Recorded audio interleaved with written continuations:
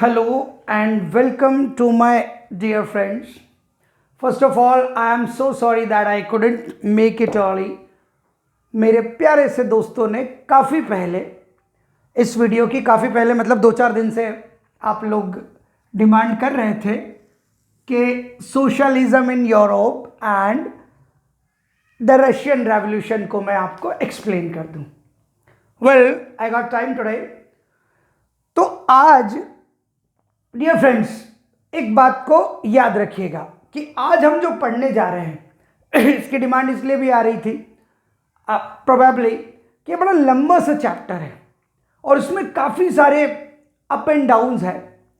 तो हो सकता है शायद इसको पढ़ते समय आपको ऐसा लगा होगा कि थोड़ा सा बोरिंग टाइप का चैप्टर है. My dear friends, it is very good chapter. It is very interesting chapter. If you are with me for some time around half an hour, अगर आप मेरे साथ आधा घंटा देते हैं तो देखिए आपको इतना मजा आएगा जैसे आपने कोई एक मूवी देखी हो. ये चैप्टर कुछ इस तरह का है. इस चैप्टर में जैसे नाम से दिखता है कि socialism in Europe and the Russian revolution. अब सोशलिज्म होता क्या है? आपने एक चैप्टर में इससे पहले वाले में देख लिया कि फ्रेंच रेवोल्यूशन हुआ था, उसमें कुछ चेंजेस आए थे, कुछ क्या, और वो उसके जो चेंजेस थे वो पूरे यूरोप में फैल रहे थे. आपने देखा था कि आर्मीज ने भी जो है उसकी आइडियोलॉजी को फैलाई थी. अब वहाँ सोशलिज्म नहीं आया था, लेकिन वहाँ एक चेंज आया था कि भाई मोनार्की नहीं होनी चाहिए, और probably in all the nations monarchy was there. सारे जितने भी सुपर पावर्स थे या आज भी है वहाँ मोनार्की थी. यहाँ भी है, रशिया में भी मोनार्की है. पर रशिया में जब मोनार्की हटी तो उसके साथ सोशलिज्म आया, और उस विचारधारा का इतना प्रभाव है कि that is almost all over the world. कि वहाँ सरकारें चाहे ना हो सोशलिज्म वाली या कम्युनिस्ट सरकारें ना हो, लेकिन प्रोबेबली हर देश में एक कम्युनिस्ट पार्टी जरूर होती है. ज़्यादातर देशों में ज़रूर होती है, कम्युनिज्म ज़रूर है. वो यहीं से आया है. यही सोशलिज्म ही आगे चल के कम्युनिज्म का रूप लेता है. आगे की स्टेप हो जाती है. अब देखिए सोशलिज्म. अच्छा, एक और चीज़, आप ये ज़रूर मत सोचिएगा कि ये बड़ा लंबा सा चैप्टर है तो इसको कैसे करेंगे. ज़रूर आपकी एनसीईआरटी बुक में जो है 24 पेजेस का ये चैप्टर है, पर ऐसा नहीं है कि 24 पेजेस में कितना कुछ लिखा होगा. No, not at all. वहाँ एक कहानी है, वहाँ एक ऐसे देश की कहानी है जो एग्रीकल्चर पर बेस्ड था, और इतना बड़ा देश था, और आज भी है कि दुनिया में सबसे बड़ा देश था. सबसे बड़ा देश, इतना बड़ा जिसको मैनेज करना बड़ा मुश्किल होता था. वहाँ जो एम्परर हुए थे, हम जो कहानी पढ़ेंगे उसमें जार निकोलस सेकंड की कहानी है कि जार निकोलस जो है वो 1894 में वहाँ के किंग बने, और किंग को वहाँ जार कहते हैं, इसलिए मैं जार कह रहा हूँ. आपके टेक्स्ट बुक में लिखा है जार, ठीक है. और उनकी क्वीन को बोला जाता था जरीना. Jar and Zarina. इसमें एक और कैरेक्टर आएंगे, रासपुतीन. हल्के से कैरेक्टर है ये, हम पढ़ने ज़रूर रशिया के बारे में जा रहे हैं, लेकिन जार पूरी आपकी कहानी में जार नहीं है. जार पहले ही ख़त्म हो जाएंगे. बहुत ग्रेट पर्सनालिटीज़ आपकी कहानी में आएंगे, जैसे लेनिन आएंगे, केरेंस्की होंगे, ट्रोट्स्की है, एक छोटा सा उनका भी एक्सप्लेनेशन है. लेनिन सबसे मेन है यहाँ पर. फिर वो स्टालिन को रशिया की बागडोर दे के जाते जब वो डेथ होती है. तो कहानी ये है कि भाई अमूमन यूरोप के सारे देशों में एक जैसी कहानी हुआ करती थी कि एक मोनार्क, एक राजा होता था जो बड़ा पावरफुल होता था. उनकी कॉलोनीज थी, दुनिया के कई देशों पर उन लोगों के राज थे. जैसे हम पर भी ब्रिटेन का था, वैसे ही स्पेन हो, हॉलैंड हो, या मान लीजिए ब्रिटेन हो, उसके अलावा फ्रांस हो, जर्मनी हो, ऑस्ट्रिया हो, ये सारे इंपीरियल कंट्रीज थे. और ये सब मतलब इनके देश में इनके किंग का तो, मोनार्क का तो राज होता ही होता था, बाकी कॉलोनीज को भी ये लोग लीड करते थे. अब वहाँ के लोगों में ये भावना आ गई थी कि भाई ये राजा क्यों हो, हम पर जो राज करे, ऐसा ज़रूरी है कि राजा ही राज करे, हमारे यहाँ पे डेमोक्रेसी क्यों ना हो. जैसे यूएसए में बहुत पहले मोनार्की, मतलब ये इनका जो ब्रिटिश राज खत्म हुआ था, तो बहुत पहले से लोगों के इंडिविजुअल राइट्स का वहाँ ध्यान रखा जाता था। तो हमारे यहाँ क्यों ना हो? अभी फ्रांस में भी हो गया है, तो हमारे यहाँ क्यों ना हो, जबकि हम तो बहुत बड़े एम्पायर में रहते हैं। ये एम्पायर इतना बड़ा था उस समय कि आज यूरोप के 7-8 देश वहाँ से अलग हो रखे, एशिया के भी अलग हुए हैं, मतलब कई देश, उसमें से 10 के आसपास देश अलग हो चुके।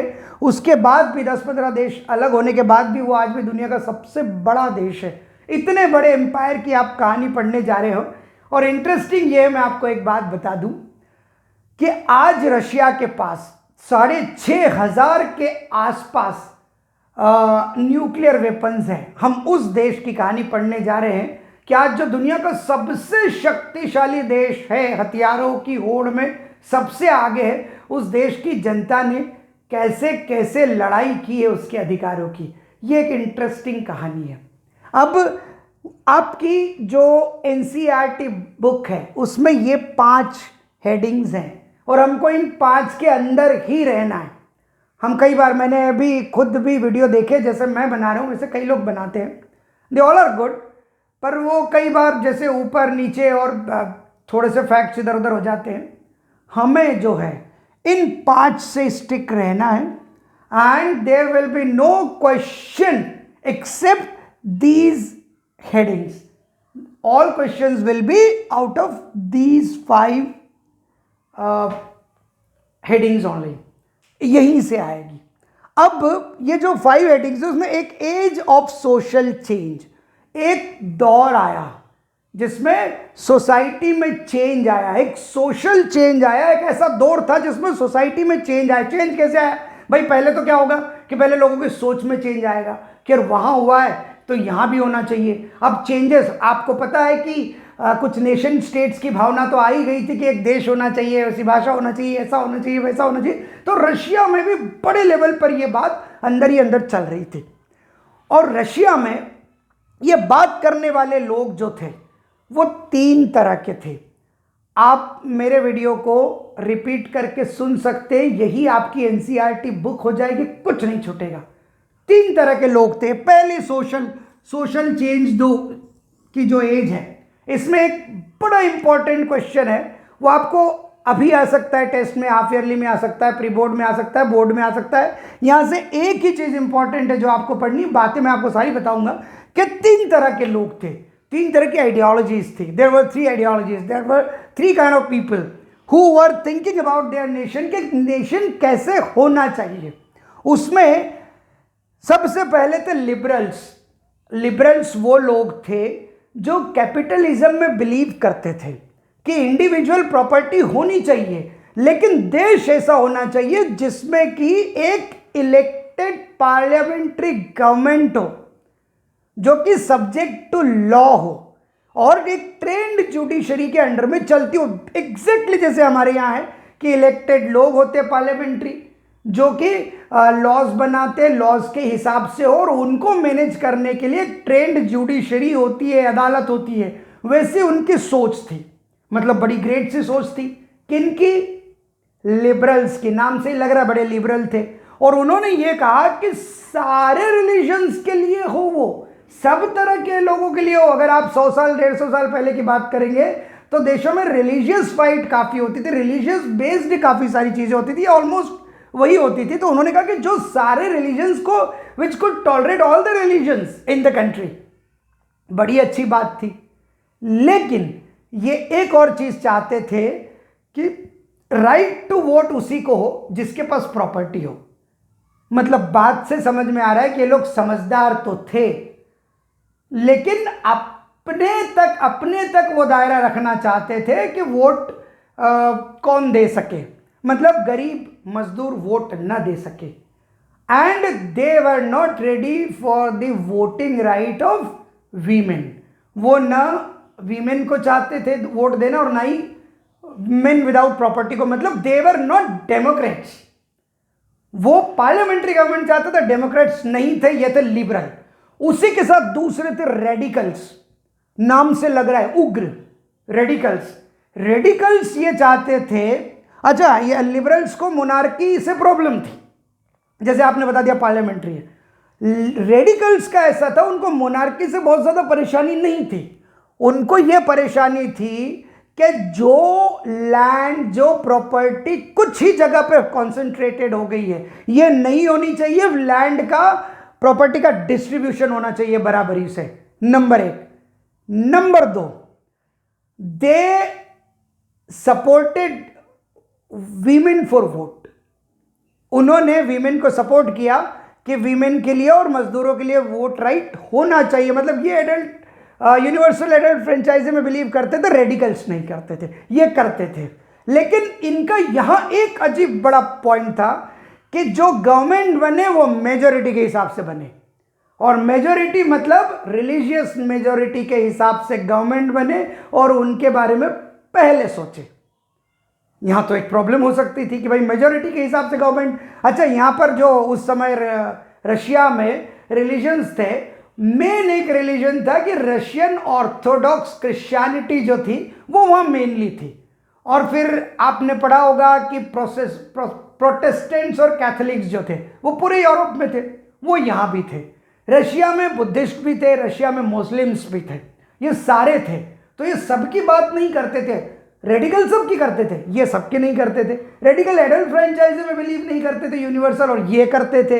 वो वीमेन को वोट और गरीबों को वोट नहीं चाहते थे, ये चाहते थे। मतलब एक एक जो पॉइंट था, इन दोनों में प्रॉब्लम थी। मतलब प्रॉब्लम नहीं, डिफरेंस था इनकी सोच में।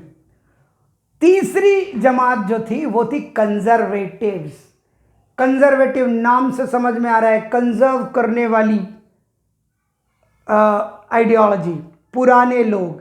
वो कहते थे पुरानी चीजें चेंज नहीं होनी चाहिए। फ्रेंच रेवोल्यूशन के टाइम भी वो अड़े थे, लेकिन अब वो फ्रेंच रेवोल्यूशन के बाद थोड़े से लीनियंट हो गए थे। उनका कहना था कि भाई चेंजेस आने चाहिए, लेकिन ग्रेजुअल शिफ्ट होनी चाहिए, अचानक से नहीं होनी चाहिए। We should respect our old things also.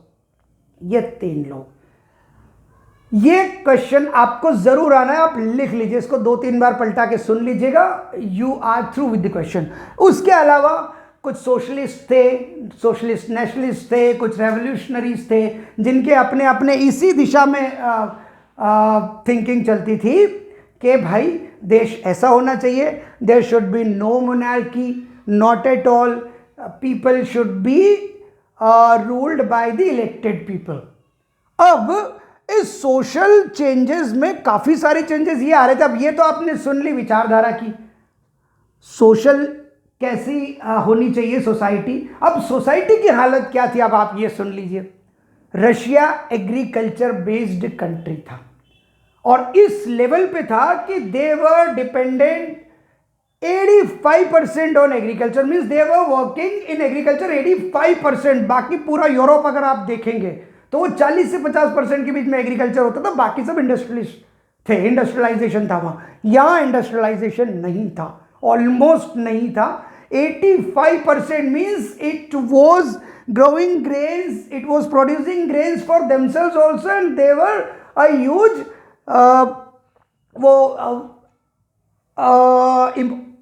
import के अगेंस्ट में क्या होता है ना, एक्सपोर्ट ऑल्सो, सॉरी, वो एक्सपोर्ट भी करते थे देश के दूसरे देशों को अपनी ग्रेन्स। ये इतना बड़ा था, और इंडस्ट्रियलाइजेशन यहाँ मिनिमल था, मतलब मिनिमम था, बाकी के कंपैरिजन में बहुत कम था। और जो था वो भी कुछ ही जगहों पर कॉन्सेंट्रेटेड था, जैसे कि पेट्रोग्राड, उसका पहले नाम सेंट पीटर्सबर्ग था, अभी इस समय तक सेंट पीटर्सबर्ग है, पर ये चूंकि जर्मन नेम है इसलिए उसको पेट्रोग्राड नाम दे दिया था।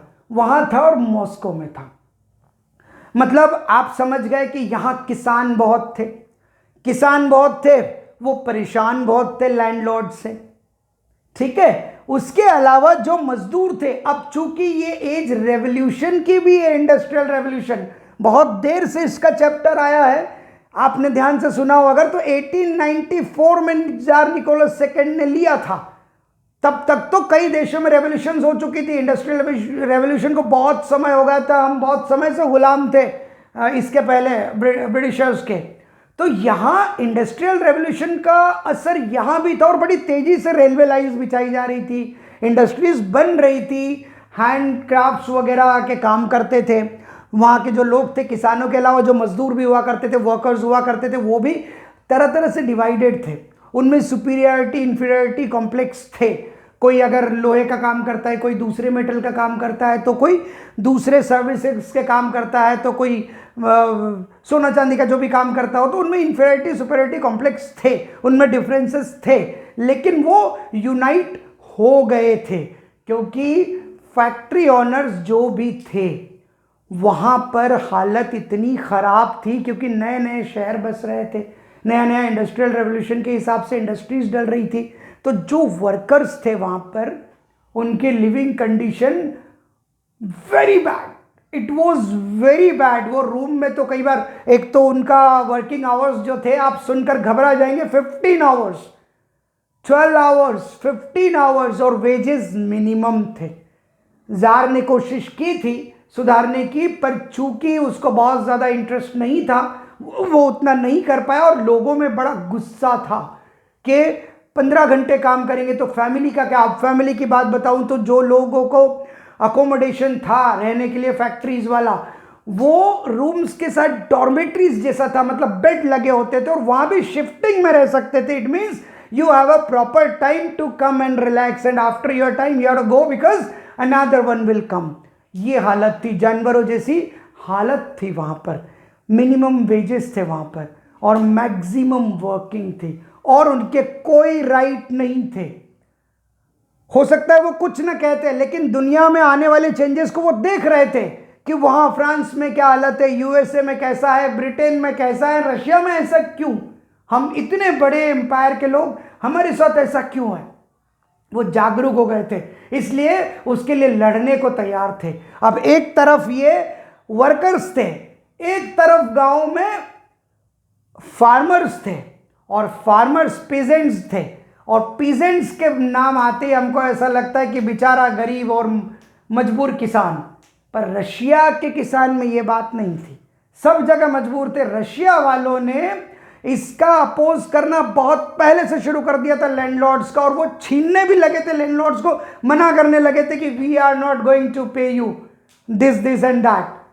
ऐसा होने लग गया था। रशिया में किसानों ने सोशल रेवोल्यूशनरी पार्टी बना ली थी, सोशल रेवोल्यूशनरी पार्टी, और वर्कर्स यहां बड़े परेशान थे, और वर्कर्स के हक की बात अब जोर शोर से उठने लगी थी।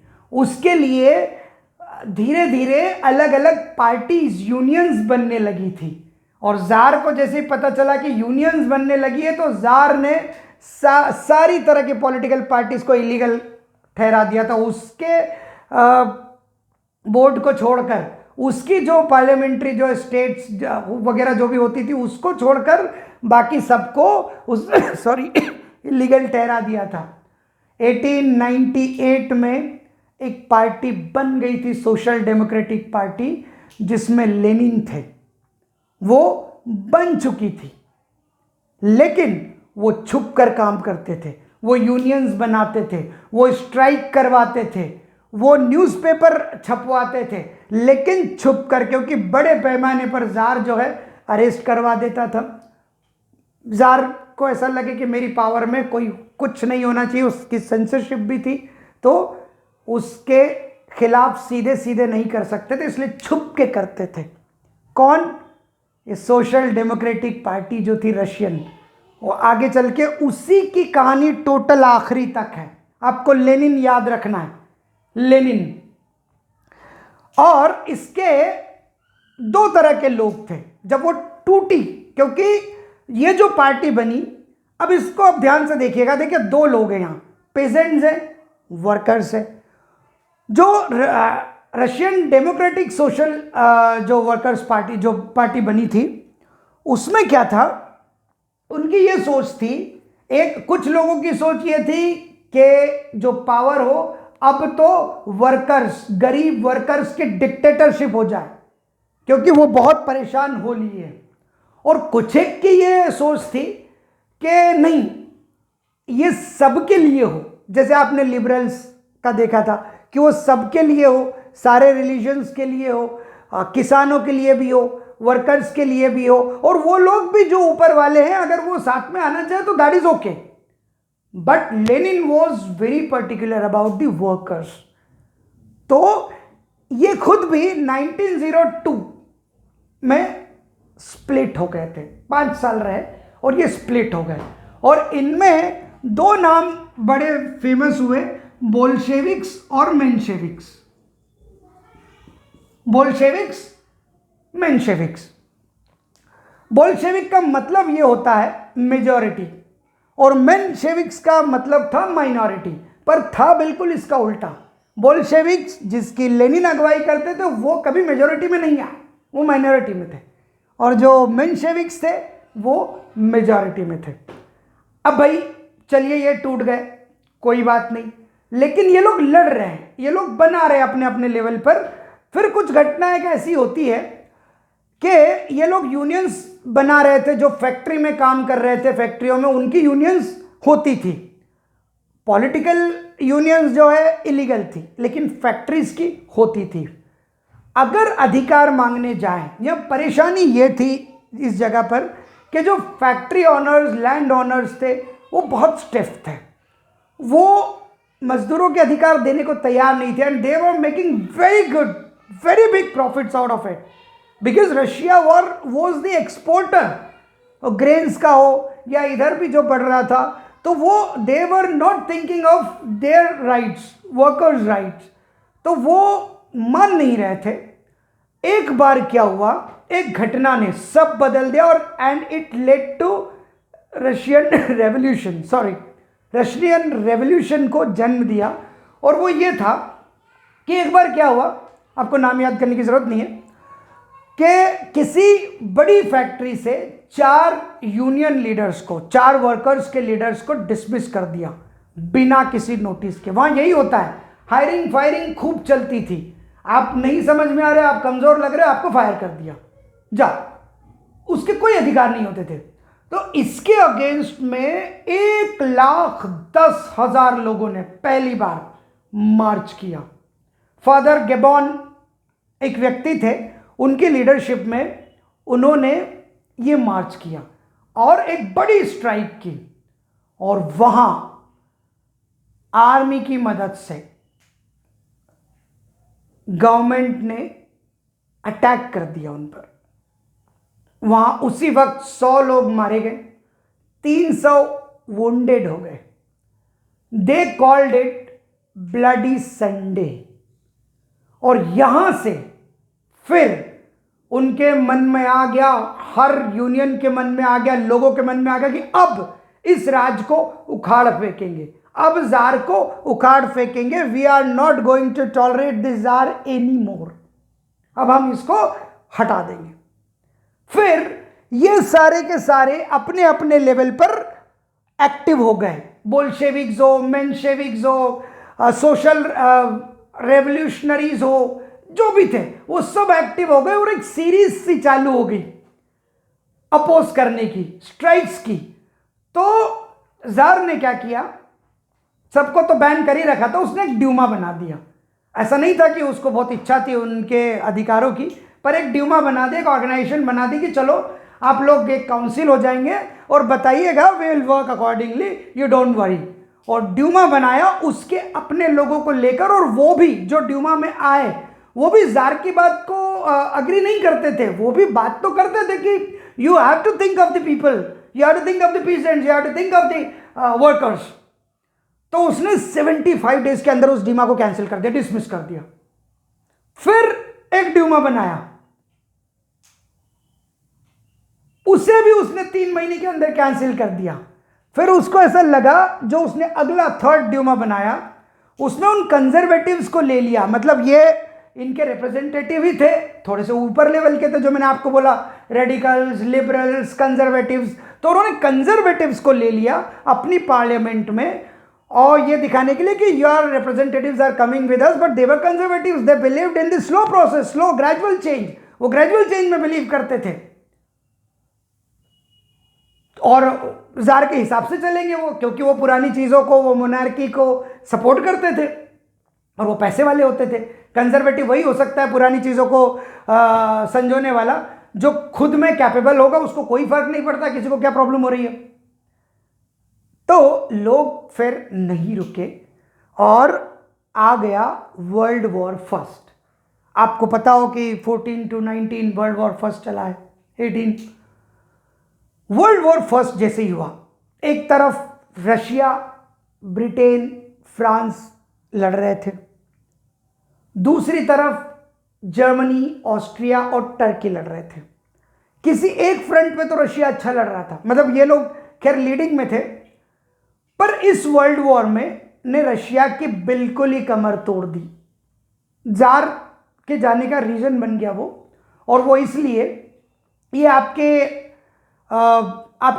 एनसीईआरटी में एक और पॉइंट नहीं है, मैं ऐसे ही बता देता हूं कि 1904-5 में एक वॉर हुआ था, रूसो जापानीज वॉर। जापान और रशिया की लड़ाई हुई थी और रशिया जो है हार गया था और काफी महंगाई हो गई थी। वॉर के बाद महंगाई बहुत बढ़ जाती, यू नो दैट। ये भी रीजन था लोगों का कि भैया उस समय में क्या हुआ था कि आप जो वेजेस दे रहे हैं वो अपने आप कम हो गए, क्योंकि एटलीस्ट 20% 20 to 30% चीजों के दाम बढ़ गए, तो वो उसके लिए भी उठे थे, राइट। जो ब्लडी संडे हुआ था उसी समय की बात है कि ये तब से एक सीरीज चालू हो गई है। 1905 से रेवोल्यूशन टाइप की सीरीज चालू हो गई थी। हाँ, फिर क्या वर्ल्ड वॉर जो 14 में हुआ, वहां एक मांग उठी कि वर्ल्ड वॉर जो आपने हिस्सा ले लिया ब्रिटेन और फ्रांस की तरफ से के साथ में, और वॉर के कारण खर्च बहुत हो रहा है और चीजें महंगी हो रही है। दूसरी बात, वर्ल्ड वॉर के समय और क्या हुआ, 20 लाख रशियन सोल्जर मारे गए। 20 लाख। आपको इस कहानी में एक स्थिति बता रहा हूं कि कैसे रेवोल्यूशन आया। 20 लाख सोल्जर मारे गए। सोल्जर्स की इच्छा नहीं थी कि इस तरह का वॉर लड़ा जाए, क्योंकि जर्मनी बहुत इक्विप्ड था उस समय और वो लीड ही कर रहा था। तो बाद में यूएसए आ गया, वरना वो वॉर जीत गया होता उधर से। सोल्जर्स हताश होने लगे थे। और एक और फिगर, तकरीबन 80 लाख सिविलियंस मारे गए थे, मतलब 10 मिलियन, 1 करोड़ लोग मारे गए वहां। एक और स्थिति हुई कि जो इनकी क्रॉप्स थी, अब चूंकि जर्मन्स घुस रहे थे, इन्होंने खुद अपनी क्रॉप्स को, अपनी बिल्डिंग्स को डिस्ट्रॉय किया ताकि जर्मन्स वहां पनाह न ले सके। इस हिसाब से 2-3 मिलियन तो रेफ्यूजी हो गए थे उन्हीं के देश में, उन्हीं के देश के लोग रेफ्यूजी हो गए। कहां रहे? क्योंकि बिल्डिंग्स डिस्ट्रॉय की है, सारे खेत के खेत डिस्ट्रॉय कर दिए, क्योंकि अगर डिस्ट्रॉय नहीं करते तो जर्मन्स उस पर पलते और उन्हीं को मारते। यह हालत बद से बदतर होती जा रही थी। एक और बात, उससे और क्या क्या हो सकता है, आपको एग्जाम में लिखने में इजी आएगा, आप इसको कहानी की तरह सुने और खो जाए उस फिल्म को देखने के लिए, कि वर्ल्ड वॉर चल रहा है, 1 करोड़ लोग, 20 लाख तो सोल्जर मारे गए हैं। तो वहां सोल्जर्स कितने कम हो गए होंगे? एक देश में आज 20 लाख सोल्जर्स नहीं होते हैं, तब 20 लाख तो मारे गए थे। तो every fit person was being called to fight on the front. ठीक ठाक स्थिति के लोगों को बुलाया जा रहा था। अब बुलाया जा रहा था तो शॉपकीपर जा रहे थे, एक घर में एक आदमी वो जा रहा था, तो औरतों को बाहर आना पड़ रहा था। उस समय में फैक्ट्रीज में औरतें थी जो ज्यादा काम कर रही थी, दुकानें औरतें चला रही थी, क्योंकि आदमी फ्रंट पर लड़ने जा रहे थे। क्या स्थिति होगी उस समय? डर का माहौल था, भूखमरी थी, बहुत महंगाई हो गई थी, और अभी मैंने बताया क्रॉप प्रोडक्शन को डैमेज करना पड़ रहा था। आपकी एनसीईआरटी में कुछ और चीजें नहीं है, बड़ी भयावह थी। जब जर्मन आर्मी घुस गई थी तो बहुत बुरा हुआ था वहां पर, काफी रेप्स हुए थे, वो आपके सिलेबस में नहीं है। तो ये स्थितियां जब चल रही थी तो लोगों ने, औरतों ने एक कमांड ली कि आप यहां से वर्ल्ड वॉर से विड्रॉ करें। वो विड्रॉ नहीं हुआ तो लोग स्ट्राइक पे आए, लोग बिल्कुल रेवोल्यूशनरी हो गए, ये रेवोल्यूशन शुरू हो गया। यहां एक जो रशियन रेवोल्यूशन है ये शुरू हो गया था 4-5 की घटनाओं से। एक फेब्रुअरी रेवोल्यूशन इन पेट्रोग्राड की एक घटना है। अब ठीक है, रेवोल्यूशन चल रही है, वहां पर स्थितियां गंभीर हो गई है, जार टस से मस नहीं हो रहा है। अब क्या हुआ, यह पेट्रोग्राड की घटना है।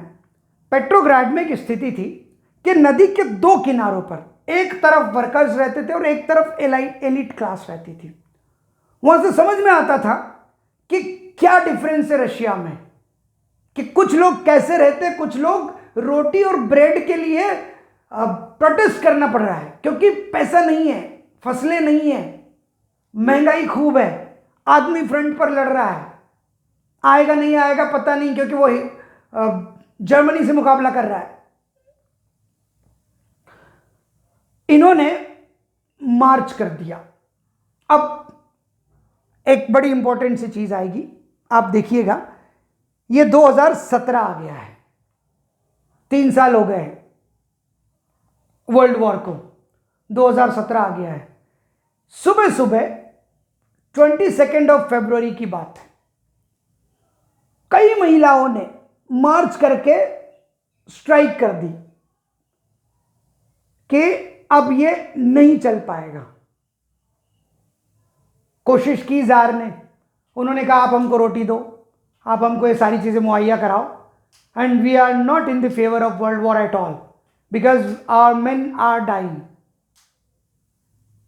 जार समझ तो गए थे कि बड़ी मुश्किल है, और उनके साथ अब कोशिश कर रहे हैं लोग भी, जितने रेवोल्यूशनरीज हैं, जितने नेशनलिस्ट हैं, वो इकट्ठे हो गए and they are on the strike full fledged. Czar ने कैवलरी भेजी, इन्फेंट्री भेजी, अपनी जो भेज सकते थे, घुड़सवार वाली सेना भेजी, और सबको दौड़ा दिया इधर उधर, सब तितर बितर कर दिया। लेकिन 2 दिन में 24 को वो फिर इकट्ठा हो गए, 25 को फिर लगे रहे, 26 और 27 तक आते आते जार मान गया कि चलो ठीक है। He somebody advised him to abdicate. किसी ने कहा अब आप बचेंगे नहीं, क्योंकि पूरा देश रशिया, हर घर से आदमी मर रहा था तो हर घर से आदमी आ रहा था। वहां सोवियत फॉर्म हो गई, इन लोगों की रशियन सोवियत बन गई कि चलो हम सब यूनियन है, हम सब काउंसिल है, और वो जाकर अटैक कर रहे हैं।